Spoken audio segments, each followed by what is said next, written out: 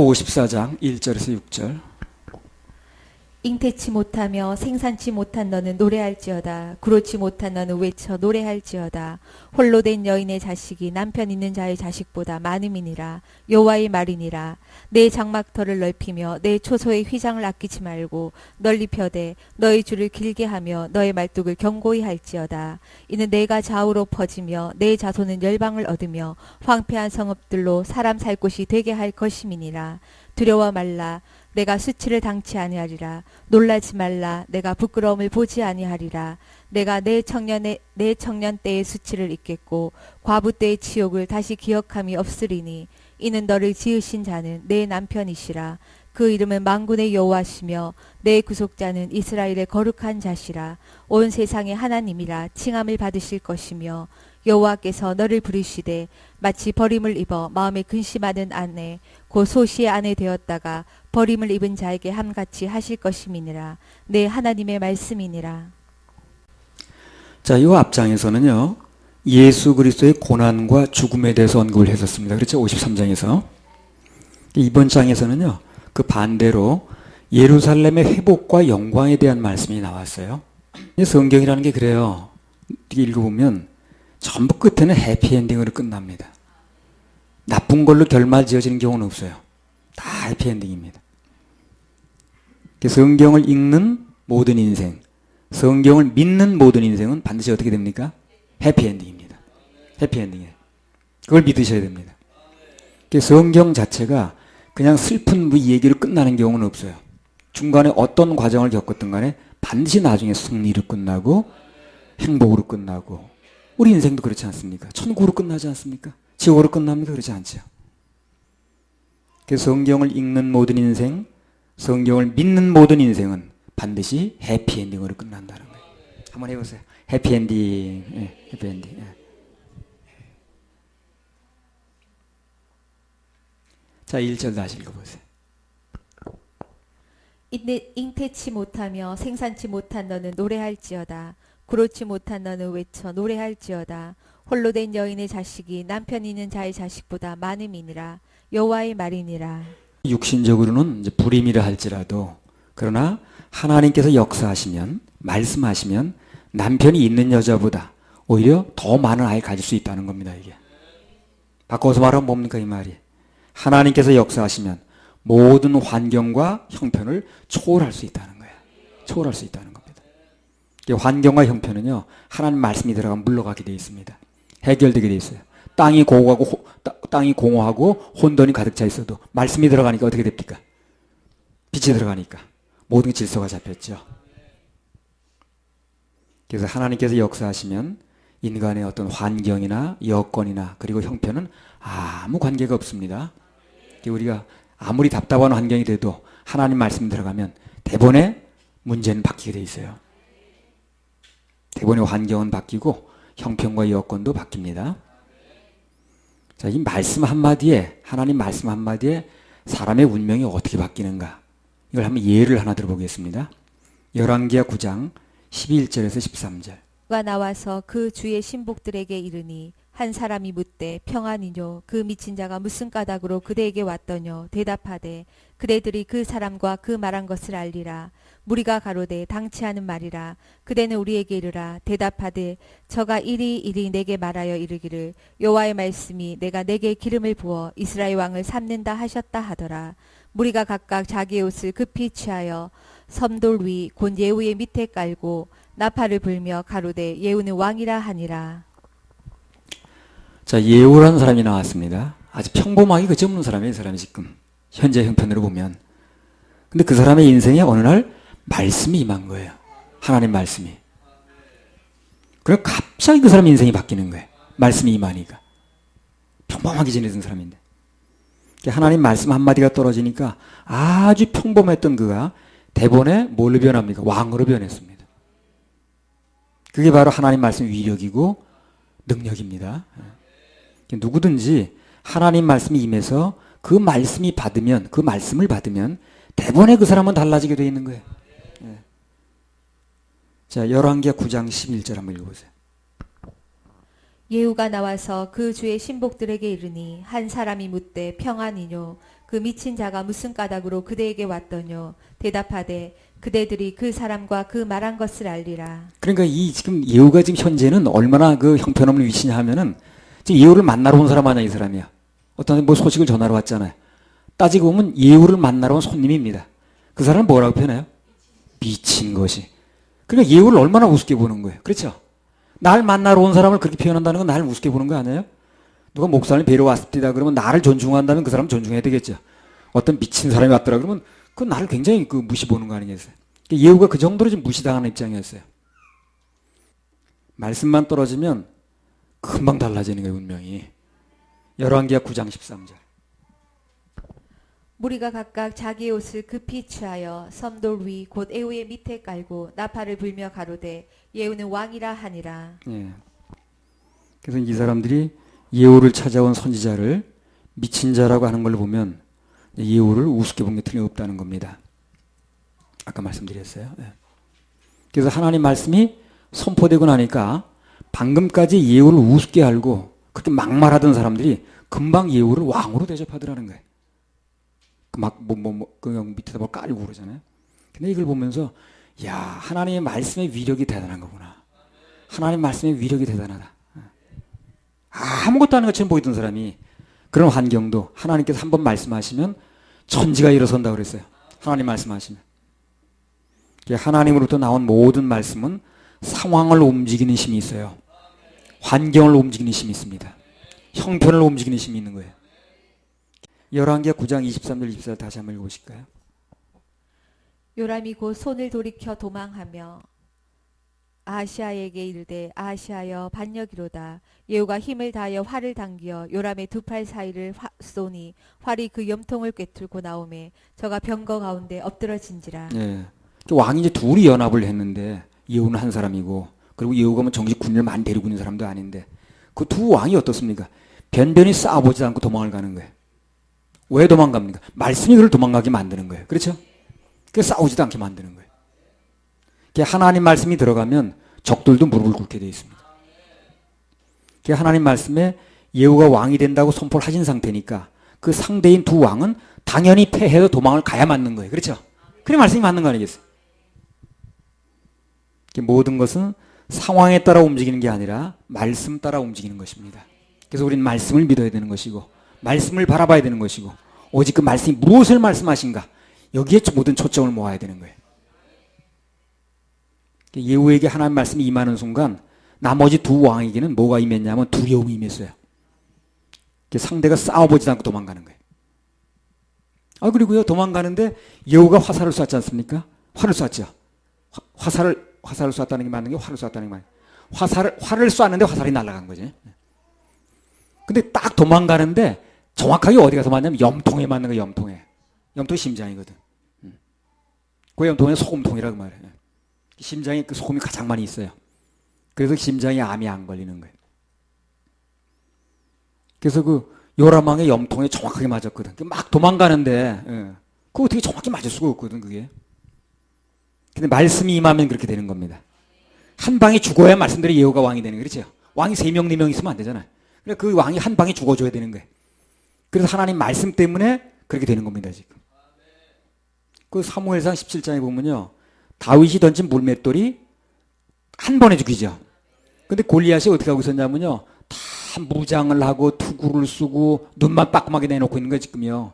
여러분 영화에 보세요. 다 가리고 있지. 그리고 그런 데다가 또 앞에 방패든 사람이 또 가리고 앉았는 거예요 지금요. 앞에 방패든 사람이 또 막고 있는 거예요. 그런데 어떻게 돌이 이렇게 맞겠어요 그게요. 던지긴 다윗이 던졌는데 맞추기는 누가 맞춥니까? 하나님이 맞추는 겁니다. 딱 던졌는데 그냥 슉 가가지고 커브로 슬라이더로 들어가가지고 딱 맞추는 거예요 이게. 하나님 말씀이 임하면 그렇게 되는 겁니다. 굳이 말을 한다면 돌이 날아가서 맞았다기보다도 하나님의 말씀이 날아가서 맞추는 거예요 이게. 어떤 경우에 뭘 하든지 하나님 말씀이 임하는 게 그렇게 중요한 것입니다. 말씀이 임하면 매사에 기적이 일어납니다. 그래서 그 사람의 인생은 말씀이 임한 사람의 인생은 기적의 인생이 되는 거예요. 우리는 박수만 쳐드리면 돼. 그렇게 기적을 행하실 하나님. 1장 1절에 3절. 제 30년 4월 5일에 내가 그발 강가 사로잡힌 중에 사로잡힌 자 중에 있더니 하늘이 열리며 하나님의 이상을 내게 보이시니 여호와긴 왕의 사로잡힌 지 5년 그달 5일이라. 갈대아 땅 그발 강가에서 여호와의 말씀이 부시의 아들 제사장 나 에스겔에게 특별히 임하고 여호와의 권능이 내 위에 있으니라. 그래서 그저 평범하기만 하던 에스겔의 생애가 이제 마찬가지라. 이름도 없었어요. 이름도 몰라요, 성도 몰라요. 근데 어느 특별히 하나님 말씀이 임하니까 대본에 역사상 가장 위대한 선지 중에 하나가 되는 거예요. 말씀만 임하면 이렇게 되는 겁니다. 열왕기상 17장 1절 2절. 엘리야세 우하는 자 중에 디셉 사람 엘리야가 아합에게 고하되 나의 섬기는 이스라엘 하나님 여호와의 사심을 가리켜 맹세하노니 내 말이 없으면 수년 동안 우로가 있지 아니하리라 하니라. 여호와의 말씀이 엘리야에게 임하여 가라사대. 마찬가지입니다. 지금까지 엘리야는 어디서 뭘 하고 사는 사람인지, 아버지가 누군지, 성씨가 뭔지 전혀 밝힌 사람이 아니에요. 그렇죠? 이 사람이 어디 출신인지 뭐 밝혀진 게 없잖아요. 누군지도 모르고 근본이 뭔지도 모르는 사람인데 하나님의 말씀이 임하니까 그때부터 대본에 그 인생이 달라졌습니다. 이스라엘 역사상 가장 위대한 선지 중에 하나가 되는 거예요. 말씀이 임하니까. 그전에 누군지도 몰랐는데 이 사람. 그래서 말씀만 임하면 엘리야가 말씀이 임하니까 그 생애가 이스라엘 역사상 가장 큰 능력의 사람, 최고의 예언자가 됐다는 것입니다. 최고의 임재는 무엇인가? 우리 인생에 하나님의 말씀이 임하는 거예요. 말씀이 임하면 최고의 능력이 임하는 것입니다. 역대상 29장 11절 12절.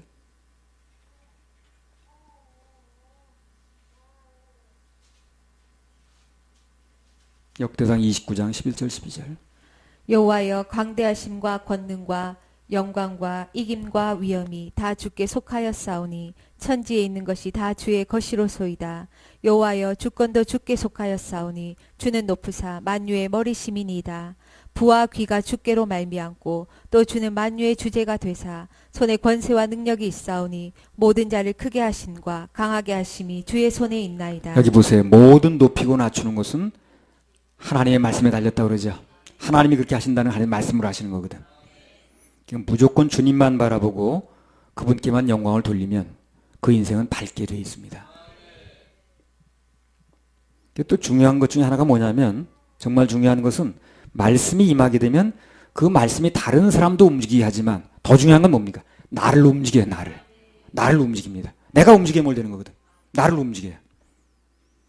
말씀은 임하게 되면 역경 중에 있는 나에게 힘을 주시고 또 어떤 역경이나 힘에 겨운 환경을 뚫을 수 있는 힘을 줍니다. 말씀이 임하면 아무리 힘든 일이 벌어져도 그걸 뚫을 수 있는 힘이 와요. 그래 뚫고 나가는 거예요. 말씀이 임하면. 그래서 어떤 사람의 인생에 하나님 말씀이 임해서 그래서 그 말씀이 떨어지기만 하면 그 말씀이 믿어지면 그때부터 그 사람은 사람으로 할 수 없었던 일, 사람으로 도저히 행할 수 없었던 일을 이제 하기 힘든 일을 하게 되는 힘을 받는 겁니다. 규례를 깰 수 있는 힘도 거기서 오는 거예요. 그래서 깨는 겁니다. 다 규례와 상식 속에서 하는 거예요, 사람이요. 그런데 말씀이 임하면 그것을 깰 수 있는 힘이 거기서 와요.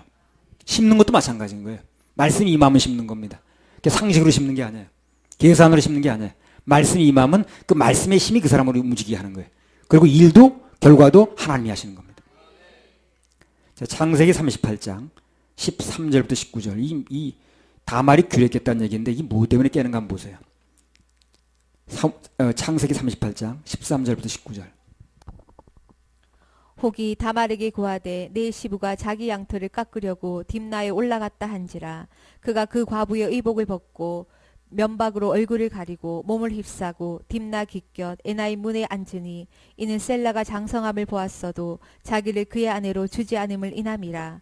그가 얼굴을 가리웠으므로 유다가 그를 보고 창녀로 여겨 길 곁으로 그에게 나아가 가로되 청컨대 나로 내게 들어가게 하라 하니 그 자부인 줄 알지 못하였음이라. 그가 가로되 당신이 무엇을 주고 내게 들어오려느냐. 유다가 가로되 내가 내 떼에서 염소 새끼를 주리라. 그가 가로되 당신이 그것을 줄 때까지 약조물을 주겠느냐. 유다가 가로되 무슨 약조물을 내게 주랴. 그가 가로되 당신의 도장과 그 끈과 당신의 손에 있는 지팡이로 하라. 유다가 그것들을 그에게 주고 그에게로 들어갔더니 그가 유다로 말미암아 잉태하였더라. 그가 일어나 떠나가서 그 면박을 벗고 과부의 의복을 도로 입으니라. 이 사건은 여러분 잘 아실 겁니다. 그래서 사람이 살아가면서 가장 어려운 것 중에 하나가 뭐냐면 자기가 살고 있는 시대가 있죠. 그렇죠? 그리고 문화가 있습니다. 그걸 깨고 그걸 초월해서 사는 게 어려운 거예요. 자기가 살고 있는 문화가 있고 배경이 있고 다 있잖아요. 우리 사는 배경이. 근데 그걸 깬다는 게 어렵거든. 그거 쉽지가 않아요. 그 이상 어려운 일이 없어요. 그런데 뭔가 하나님의 역사가 일어나려면 그 규례를 깨야 되는 경우가 있어요. 그걸 깨지 않으면 일이 안 되는 거예요. 오늘 다말 같은 경우가 그런 경우라. 그걸 깨야 되는 거예요, 이게. 근데 쉽지 않잖아요. 무슨 시아버지 어쩌고저쩌고 한다는 게 쉬운 게 아니잖아요. 근데 만약에 다말이 당시의 그 인간적인 규례라든가 무슨 상식 이런 걸 깨지 않았으면 유다 지파의 후손을 갖는 건 불가능합니다. 그렇죠? 족보에 들어갈 수 없는 거예요. 마태복음 1장에 아브라함과 다윗의 자손 예수 그리스도에게 들어갈 수 없죠. 그러니까 규례를 깰 때 일어나는 건데 이 규례를 깰 수 있는 힘이 어디서 오는가 하는 거예요. 자, 창세기 38장 11절 한번 읽어보세요. 유다가 그 며느리 다말에게 이르되 수절하고 내 아비 집에 있어서 내 아들 셀라가 장성하기를 기다리라 하니 셀라도 그 형들같이 죽을까 염려함이라. 다말이 가서 그 아비 집에 있으니라. 예. 유다가 이제 그 며느리 다말한테 뭐라고 얘기를 했냐면 수절하고, 수절이 뭡니까? 다른 남자 만나고 그러지 말고 수절하고 네 아비 집에 있어가지고 내 아들 셀라가 하나 남았는데 장성할 때까지 기다려 이랬거든. 예. 성인이 되면 셀라가 남편을 주겠다는 거예요. 유다 입장에서는 어떨까요? 진짜 주고 싶은 마음이 있었을까요? 전혀 그렇지 않습니다. 립 서비스야 이게. 이미 그 장자 엘이든가요? 엘이 죽었죠 살다가. 그리고 차자까지 줬어요. 오난이라고. 그 둘 다 죽었거든 아들이. 예. 말만 그렇게 하는 거예요. 주면 또 죽을까봐. 괜찮아요. 그 누구든지 하겠어요? 그 내 아들이 그 여자하고 살다 둘이나 죽었는데 어떤 아들 또 죽고 싶겠냐고. 이유 여하야 어쨌든 간에. 그 여자 살던 아들이 둘이나 이미 죽었는데 마지막 남을 하나밖에 없는데 그 또 마지막 남은 아들 갖다 또 죽겠냐고. 우리 같아도 그렇게 안 합니다. 앞서 말씀드린 대로 인간적으로 볼 때는 도저히 다말이 유다 지파의 후손을 갖는 불가능합니다. 지금 아들도 줄 리가 없어요. 말만 그렇게 하는 거예요. 메시아의 족보에 올라가는 것도 어려운 상태고. 상황이 어찌됐든 간에 다말은 결국 시아버지를 통해서라도 후손을 얻겠다는 거죠. 결국 예수 그리스도의 족보에 올라갔습니다. 그 규례를 깼거든요. 그 마태복음 1장 1절에 3절 나오잖아요. 아브라함과 다윗의 자손 예수 그리스도의 세계라. 아브라함이 이삭을 낳고 이삭은 야곱을 낳고 야곱은 유다와 형제를 낳고 유다는 다말에게서 베레스와 세를 낳고 베레스는 헤솔을 낳고 헤솔은 람을 낳고 그러잖아요. 유다는 다말에게서 베레스와 세를 낳고 그러잖아요. 그 베레스는 헤솔을 낳고 헤솔은 람을 낳았다는 거예요. 그러니까 다말이 아브라함과 다윗의 자손 예수 그리스도에게 들어간 건 맞습니다. 버젓이 올라갔습니다. 그래서 이 깰 수 있는 힘이 어디서 왔냐고 그런지 물어보면 그 얘기 아니겠어요? 11절 다시 읽어보세요. 유다가 그 며느리 다말에게 이르되 수절하고 내 아비 집에 있어서 내 아들 셀라가 장성하기를 기다리라 하니 셀라도 그 형들같이 죽을까 염려함이라. 다말이 가서 그 아비 집에 있으니라. 그러니까요. 다말이 당시의 문화라든가 시대 상황이라든가 그런 인륜 도덕이라든가 그런 걸 모든 것을 깰 수 있는 행동을 할 수 있는 근거가 뭐냐면 셀라를 주겠다고 그랬지 시아버지가. 그걸 하나님 말씀으로 들은 거예요. 딱 믿어진 거예요. 그게. 그 아버지가 무슨 마음을 먹고 했든 간에 시아버지가 립서비스하는 관계없이 그 말 자체를 자기는 하나님께 주신 약속을 받은 거예요. 다말이. 그러니까 깨는 거예요. 이걸요. 그거 믿지 못해서 깰 수가 없죠. 그 말씀이 시아버지 말이라고 생각하는 게 아니야 지금요. 하나님께서 내 열망을 보시고 내 소원을 보시고 그렇게 약속을 해주셨다. 약조를 해주신 거다. 이렇게 믿는 거예요. 다말이. 말씀으로 받아들이는 거예요. 그렇잖아요. 가끔 저 강사가 무슨 말 하는 경우가 있어요. 그 지나가는 말 할 수 있거든. 그걸 하나님 말씀 받는 사람이 있더라고. 믿는 사람은 그 믿음의 역사가 일어나더라고. 그런 경우 많이 봤습니다. 그래서 이 얘기가 지금 어떻게 되냐면 오늘날로 말하면 하나님 말씀이 임하고 그 말씀이 믿어졌다고 보면 되는 거예요. 그게 귀를 깨는 거예요. 그게 믿어지지 않으면 귀를 깰 수가 없죠. 어떻게 며느리가 시아버지 그렇게. 하나님 약속이 믿어지는 사람은 말씀이 믿어지는 사람은 오늘 다말처럼 규례를 깰 수 있는 힘이 온다는 겁니다. 그리고 그 규례를 깨는 순간 하나님 역사의 주인공이 되는 거예요. 족보에 올라가는 겁니다. 오늘 시아버지인 유다는 그냥 말막음으로 하기 좋은 말로 한 말이에요. 그게 주려고 한 게 아니고. 근데 그 말이 하나님 말씀으로 믿어진 사람은 환경에 관계없이 그 사람 마음이 어찌됐든 간에 관계없이 이루어지게 돼 있어요. 그런 사람에게 믿어진 그대로 역사가 일어난다는 거예요. 나중에 장성하면 자기 아들 주겠다는 걸 하나님 말씀을 받아들이는 거예요. 이 사람이. 족보에 들어갈 수 있는 사실로 확신하고 있는 겁니다. 그러니까 시아버지를 통해서 임신하는 그런 규례를 깨는 행동을 이제 그 파격적인 행동을 그래서 하는 거예요. 어떤 경우가 됐든 간에 하나님 말씀이 믿어지는 사람들은 규례를 깨게 돼 있고 또한 모든 상황은 믿어진 말씀대로 움직이게 돼 있습니다. 상황대로 움직이는 게 아니야. 형편대로 움직이는 게 아닙니다. 말씀대로 움직입니다. 말도 안 돼도 말씀으로 된다고 그러잖아요. 말도 안 돼도 말씀으로 된다고 그러잖아요. 비록 상대방이 빈말로 한 말이라 할지라도 믿는 자에게는 역사가 일어나는 거예요. 그게 중요합니다. 사무엘상 1장 12절에서 17절 한번 읽어보세요. 사무엘상 1장 12절에서 17절. 그가 여호와 앞에 오래 기도하는 동안에 엘리가 그의 입을 주목한즉 한나가 속으로 말하매 입술만 동하고 음성은 들리지 아니하므로 엘리는 그가 취한 줄로 생각한지라. 엘리가 그에게 이르되 내가 언제까지 취하여 있겠느냐 포도주를 끊으라. 한나가 대답하여 가로되 나의 주여 그렇지 아니하니이다. 나는 마음이 슬픈 여자라. 포도주나 독주를 마신 것이 아니요 여호와 앞에 나의 심장을 통한 것뿐이오니 당신의 여종을 악한 여자로 여기지 마옵소서. 내가 지금까지 말한 것은 나의 원통함과 격동됨이 많음을 인함이니이다. 엘리가 대답하여 가로되 평안히 가라. 이스라엘의 하나님이 너의 기도하여 구한 것을 허락하시기를 원하노라. 자, 17절에 보면 엘리가 한나한테 뭘 합니까? 축복했죠. 근데 간절한 축복 같지는 않아, 내가 볼 때. 이제 엘리 입장에서 보면 괜히 멀쩡한 여자, 술 먹은 여자 취급한 거야. 미안하지. 자기 기도하는 건데 하나님께 왜 대낮부터 여자가 술 취해가지고 그렇게 이제 자기 실수를 한 거거든. 미안하니까 말라고는 한 거야 지금요. 그랬을 확률이 높습니다. 엘리야가 그렇게 간절하게 누굴 축복하는 사람이 아니야. 그래서 그냥 멀쩡한 여자를 기도하고 있는 사람을 술 취한 여자 취급했으니까 대낮부터 술 먹었다고 그래서 미안하잖아요. 난 술 먹은 여자가 아니라고 그러잖아요. 보니까 술 먹은 여자가 아닌 거예요. 그러니까 미안하니까 아 그래. 네가 그냥 구한 대로 이렇게 되길 바래. 그리고 그냥 지나가는 얘기를 축복한 거야 지금 말막음으로. 근데 그 말이 믿어진 한나에게는 역사가 일어나더라는 거예요. 이게 중요한 거예요. 그 엘리야가 얼마 진정으로 축복을 했는지 간절한 마음으로 했는지 그게 중요한 게 아니라 그것이 믿어지는 사람에게는 역사가 일어난다는 거예요. 믿으면 역사가 일어납니다. 그래서 그게 믿어지니까 어떻게 됐어요? 말씀 믿어진 그 한나에게는 어떻게 됐습니까? 역사가 일어났지 않습니까? 아들 낳았죠? 그게 중요한 거예요. 열왕기하 9장 11절에 13절.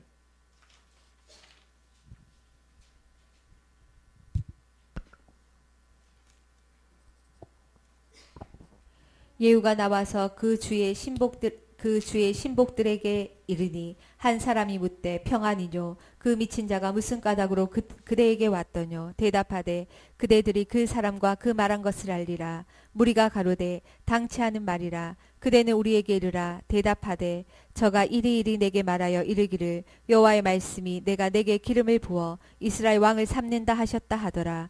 무리가 각각 자기의 옷을 급히 취하여 섬돌 위 곧 예후의 밑에 깔고 나팔을 불며 가로되 예후는 왕이라 하니라.